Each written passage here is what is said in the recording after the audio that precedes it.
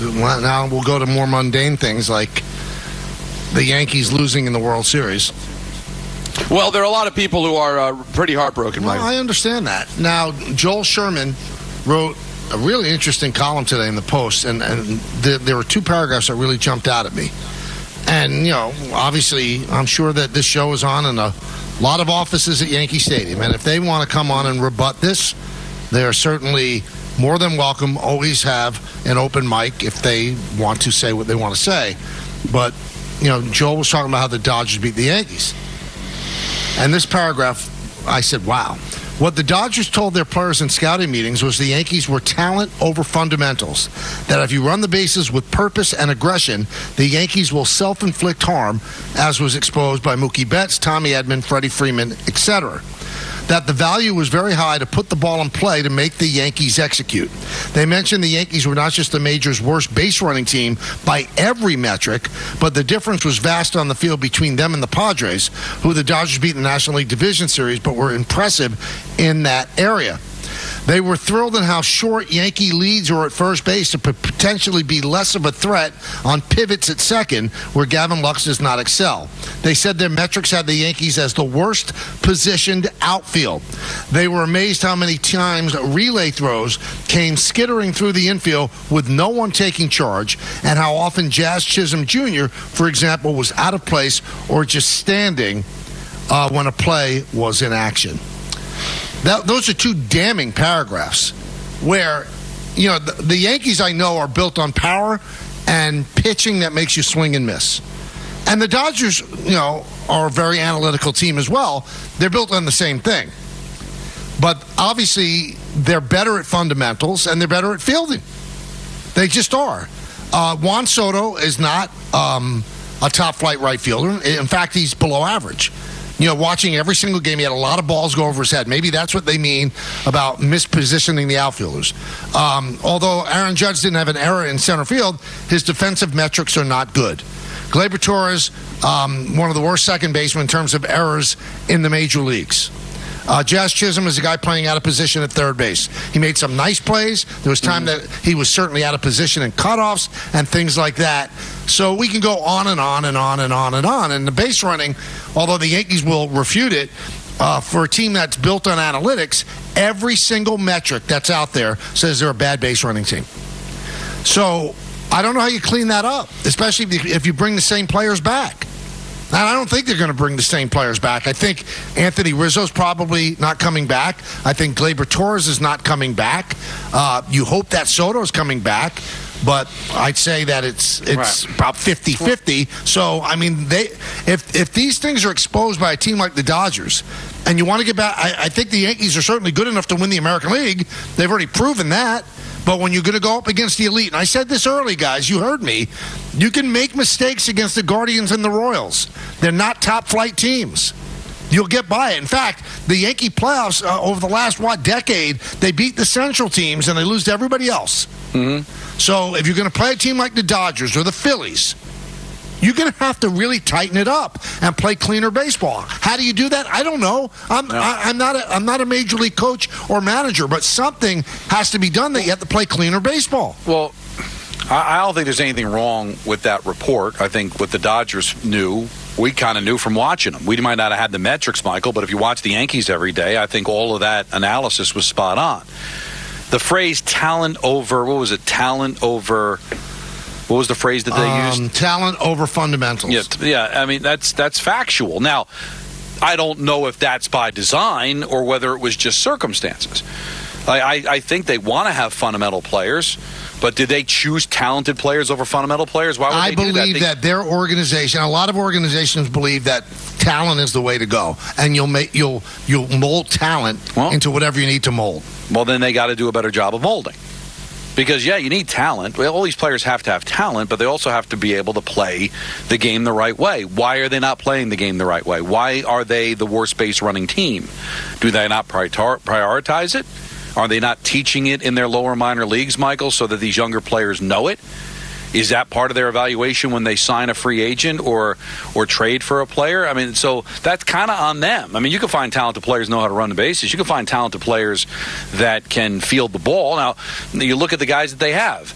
All right, Torres, they traded and got him for the Cubs. He was a kid when they got him. So did the Cubs screw up his defense, or did they? I don't know. You got to get to the bottom of that. Like, when do they learn this stuff, Michael? Do they know it when they draft him, or do they develop that in the minor leagues? That's what you got to figure out first and foremost, Michael, is if you're not prioritizing it, well, then how is it supposed to get better? Well, I mean, the interesting thing is, and it is a clear indication of talent over, a perfect fit.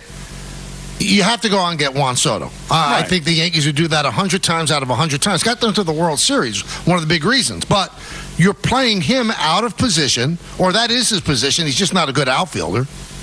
And that, by getting Soto, you're forcing a 32-year-old Judge to play in center field when he's an outstanding right fielder, and the metrics say he's not a great center fielder. So you're taking two people out of position there. Soto should be playing left, but at Yankee Stadium he doesn't fit. So right there is an inherent problem where they signed off on talent over the perfect fit. And you know what? You do that 100 times out of 100 times. Just seeing Soto every single day, he's not a great right fielder. He has a great arm, but he doesn't track balls well, especially balls over his head. For some reason, the Yankees at Yankee Stadium did not play him with his back against the wall. There must have been 5, 6, 7 balls that went over his head that he should have caught if he was positioned deeper. They played him shallow, and he can't go back as well on balls over his head. So that's a problem right there. But when you see the Dodgers said, and that's why the Dodgers could beat the Yankees, because they're a team that puts the ball in play. They don't strike out all that much. And if you put the ball in play, you said this yesterday, Don, it shows you the value of, a strikeout's just one out. Yeah, but a ball in play allows the other team to kick the ball around. Yeah. And the Yankees did that in the 5th inning. They kicked the ball around. If Mookie Betts had struck out, you know what? Well, the inning's over, no run scored. Instead, he had a squibber, a nothing, to Anthony Rizzo, and it resulted in the biggest non-play of the series. But maybe the elephant in the room, Michael, and maybe you said it without even realizing you said it. If the game is all about strikeouts, walks, and home runs, then do you prioritize defense? If the ball's not in play, then obviously you're not going to prioritize defense as highly as you would the other skills, because the way the game is, 33% of the game is a walk, a strikeout, or a home run? So the less the ball's in play, the less important defense is going to be. If you want guys to trot around the bases after hitting a home run, are you going to prioritize how they do on the bases?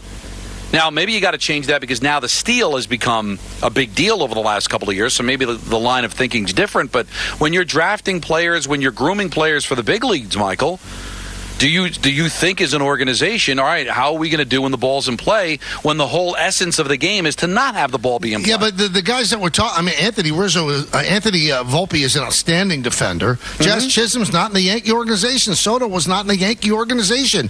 Aaron Judge is a really fine right fielder. Right. He came out of the Yankee organization. So a lot of the people that have problems are people that you actually acquired because of their athletic skill. Right, and by prioritizing their athleticism and their skill over their fundamentals. I mean, they still wanted Jazz to be on the team. Yep. The fact that he was A, not a great defender, and B, having to play a different position didn't seem to factor in. And you know what? It worked out because I think overall you'd have to say that acquisition was a good one. He didn't make the play on the Volpe throw in that 5th inning, but he's been a good player for them. Wasn't great with runners in scoring position, but I think overall, I don't think anybody really was, but that was a nice acquisition. But it's not just about who you draft and who you groom, but if I'm going to go sign a free agent or if I'm going to go trade for a player, what kind of fielder he is, what kind of base runner is he? Doesn't sound like they prioritize it that much, and I wonder if that's just because in the analytic world, they don't want the ball in play. I want pitchers who are going to strike guys out. So why do I worry about how they're going to field the ball if I want them to strike the batter out? Why do I care about running the bases? If I got a guy that's got a great launch angle and hit the ball 500 feet, do I care if he can run the bases? I'm hoping he jogs around the bases. Well, you know what? They ended up losing the World Series because of that. They got there, so you can consider it a successful season. They got to the World Series, but they ended up losing it because of those things. Because I saw, you probably have it in front of you too, but I saw it going the rounds. Like, you see the stats, how even they were. Batting average, runs scored, all these things were so even during the course of the World Series, Michael, but they still lost 4-1 because the little things that don't show up end up showing up. Even their superstars were a complete wash of each other. Yeah, so exactly. But, not being able to make that certain play. I'm not just talking about the Judge play. I mean, that's going to happen.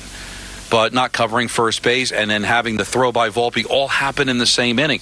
We saw base running mistakes. There was a glaring base running mistake for Volpe against Cleveland. It was a game that they won. But if that had been against a better team, if that had happened in the World Series against the Dodgers, it might have cost them. It's little things like that. Now, a lot of reaction to what we talked about with Soto yesterday. And, I would just like to clean something up. Sure. I don't think that Soto, after the game yesterday, should have said that the Yankees have an advantage. That would be counter to, negotiating with other teams. My only point was, why then? Why at that point? Why did you have to be so non-committal about anything? Just say, I just came off we just had a brutal loss. I'm not even thinking about this right now, but obviously there's been on his mind. He comes out and says, well, all 30 teams are equal. Now that's the smart thing to say when you go into a negotiating room, and I guess he's negotiating through the media. But was that really the time to say it? And I guess I should not have been surprised. And it doesn't make him a bad guy. It makes him a Scott Boras client, because Garrett Cole is one of the coolest dudes I've met, and I like him a lot. And when he became a free agent after his final game with the Astros, when they lost in the World Series, he came out and did his interviews in a Scott Boras company hat, right. Not an Astros cap. So he was negotiating at that point. And you know what? That's exactly what Soto was doing. And my only point that I was trying to make yesterday is that anybody who thought he was going to come in here and fall head over heels in love and throw out any kind of negotiating leverage that he had, you're just ill-informed to how Scott Boras and his clients work. So the bottom line is, I think he loved it here. I think that if everything is equal, like if he gets the same offer from the Yankees and the Dodgers, or the Yankees and he probably stays with the Yankees because he likes it here. He was treated he doesn't like well. It less. He doesn't like it any less. But if the Mets offer him $10 million more per year, or if the Dodgers offer him $10 million more per year, then he's going to go there. I just want everybody to be prepared. I think if it's $1.3 million more per year, I think this is going to be about keeping track. This is going to be about having the biggest contract in baseball, maybe short of Ohtani or more so than Ohtani. But that's what it's about. And, listen, he's still a great guy. But you always talk about this, Michael. This is how they keep score. He wants to keep score and let people know that he is the player of this generation. Now, there's little advantages the Yankees have. I think they'd win a face-off if everything's equal. And I think that, that Boras will go back to the Yankees with any offer that exceeds the Yankees' original one. So they're going to be in play for this. But Michael, if you're right, and I believe you are, that he's just going to go to the highest bidder, isn't he really doing the fans a favor by doing exactly what he did after the game? The nicer thing would have been just say, I don't want to talk about it now. I just came off a devastating loss. Free agency will play itself out. You could be giving false hope. Why not just double down and confirm, this is exactly what I'm doing? So if you guys are out there thinking that you have a better chance or whatever, isn't it better to just know that Michael's right by what Soto said than to play the nice game and give them hope that doesn't really exist? I don't think he should play I don't think he should have given them hope. He should have shut it down. I mean, you're sitting there in a losing clubhouse. They just lost the World Series. People were crying, sobbing. Mm-hmm. You heard Aaron Boone say he's heartbroken. His voice cracked. Don't talk about free agency at that point. But again, it does make him a bad guy. And saying that the Yankees don't have an advantage doesn't make him a bad guy either. And if he takes the most money, doesn't make him a bad guy. Again, owners play hardball. It's a business for them. He's playing hardball. And you know that Scott wants to have a record deal. Especially last year, there were some free agents that didn't get the deal represented by Scott that everybody thought they were going to get, like Jordan Montgomery and the like. So and Blake Snell, he wants to really hit not a home run, like a grand slam, not just a solo shot. He wants to hit a grand slam, and I think he will, because he's got a 26-year-old generational player. And when John Heyman was reporting that 11 teams have checked in already, stating that we have interest. So the Yankees, I think when they made the trade, they had to know that this could happen. Now the Yankees have to sit down and go, do we outbid everybody else? Because we certainly have the money to do that. Or do we allocate the $50 or $60 million a year that's going to take to sign him and get 3 players that could fill in 3 holes and make our team better defensively and better in terms of base running and stuff like that? That's the decision they have to make. Because, again, I see people, Halsteimer should be ashamed if he doesn't give him whatever he wants. Well, you're being a clown. That's not how it works. That's not how it works. You're not just going to give him anything. Because if somebody wants to be stupid and offer him $80 million a year, I think the Yankees are going to tap out. If it's reasonable, and I think the Yankees are realizing if they're going to keep this guy, he's going to get way more money than Judge. And Judge being the guy that he is, he wants to win. He doesn't need to have the title of the highest paid Yankee. So the Yankees are going to go over the 40. I think they probably go to 50. If it goes over that, I would be surprised if they go over that. I really do. Well, because but it's not as easy as if they don't match any offer, the Yankees are being cheap. There is a world in which it's the right baseball thing to do to tap out. They had him. He had a great year, Michael. They won 96 games and they lost in the World Series. Is there a world without Juan Soto, the money allocated different places, getting Judge to play at his proper position, that they could actually turn out to be better? They'd have, you got to. You can't be worse and you lose Soto, and you'll never be able to live it down. Did you see what Ron Darling said about the Mets getting him? Yeah. He said, I don't think that they should do it. He said, I know it sounds crazy, but I think it's better to get 3 players than 1. But and I disagree because I think Soto is just too good a player. But Peter, think about it. If the money just gets so astronomical, then isn't there a world where even with Steve Cohen where you say this is just too much, and I could spend a half of this money on 3 or 4 different positions and make my team better? I mean, you won 89 games and you went to Game 6 of the League Championship Series without him. They've got a lot of holes to fill. That money can fill those holes. I still want Juan Soto. I think he's that good, but whoever doesn't get him can still win, guys. You still have a world where Harper leaves Washington and Washington wins the World Series. The Padres lose Juan Soto and actually come within a whisker of going to the League Championship Series. The Padres did not fold because they lost Juan Soto. So there's a world where if they spend the money right and get people playing in the positions they should play, get better defensively, it won't be sexy. The fans won't be happy. But if they go out and win 100 games and win the World Series, then won't people forgive and forget?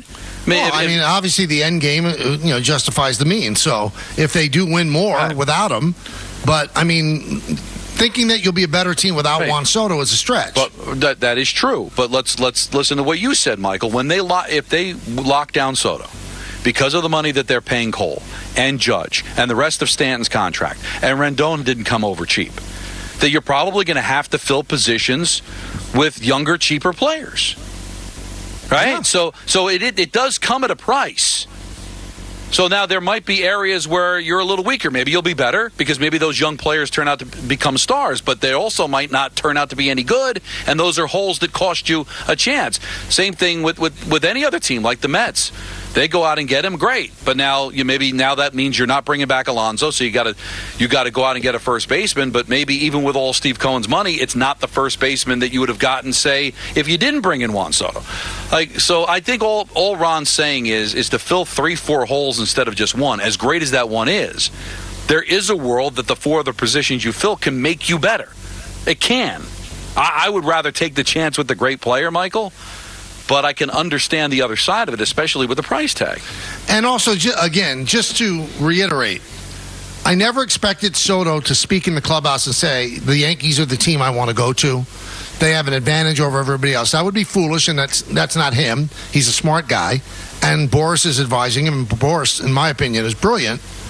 But having that talk and saying the things he said, devoid of emotion and stuff like that, where everybody's equal, not the right time in the right place. That's all I'm saying.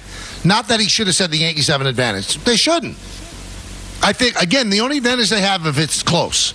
And Peter said if it's 1.3, he still thinks he'll go to the team with the higher offer. I think if it's close, if he really loved the Yankees like he says, then he'll go to the Yankees. If not, doesn't make him a bad guy. No, but, it's funny. I was just going to ask you about that, and then you said it again. Doesn't make him a bad guy. But it does kind of make him a cold guy. No. It's very calculated. He acted like on that post game, Don, an assassin. Devoid of emotion. But both could be true. But you're still cold-hearted. Yeah, you can be cold. Those fans love you. Okay, the Yankee fans embraced you, and obviously it was an easy embrace. He was a terrific player. So having but some Don, feeling when the for Pittsburgh the fans Pirates released Rowdy Tellez, 4 plate appearances away from a $250 bonus, That's also cold-hearted and I get heartless. it, but fans don't root for owners. They root for players. So I can understand the fan base looking and saying, man, that's cold-blooded, man. I mean, we treated you so nice here. Can you at least throw us a bone? But you're right, Michael. He doesn't have to. And it doesn't necessarily make him a bad guy, but it's cold-blooded, right? Yeah, I mean, have some feelings for those fans that treated you so warmly. At least acknowledge their existence. I mean, you do that. That's probably why he's such a great player. But he's not even factoring in the fans. I mean, that's never a good thing. He's got to do what he's got to do. What's best for him. And he's going to make the right decision for him and his family. But it's still cold-blooded. So I can understand the fans be like, dude, I mean, acknowledge us in some way, all right? I understand we're not part of your process, but we are part of the whole grand scheme of things here. We treated you well. We loved you. And now he can just, I don't think he's considering the fans or anything, he's thinking about himself. Yeah, he's cold. That's why he's a great player, too. I mean, when he gets in the box, not thinking about anything else but getting a base hit. He's cold. He's an assassin. And a lot of people are. I mean, Yankee fans were lucky that Aaron Judge took less to play for the Yankees than he could have gotten from the Giants or the Padres. He took less. And again, it could be worse, Michael. It could be worse in the sense that he's an assassin, but then still plays the stupid game of making fans believe that there's still a chance. So that's why I guess if you're going to play that game, just you're being honest. Hey, season's over. I did what I had to do. Now let's see if ownership is going to do what they need to do. Absolutely. And again, he has no obligation to say that the Yankees have an advantage. I think his only, not so much of an obligation, but the right thing to do would have been, you know what, not the time and place. But he didn't do that. He didn't do it. Neither did Cole a couple of years ago when he finished his last game with the Astros, and the Astros lost the World Series. So that's, if you're a perfect Scott Boras client, he's got a playbook, and these guys follow the playbook. Yeah. And you know what? Garrett Cole got 9 years at $36 million a year, so it worked. And it's going to work with Soto, because when you're a generational player and nobody can approach you talent-wise, you are going to get the money you want. Because everybody wants Juan Soto.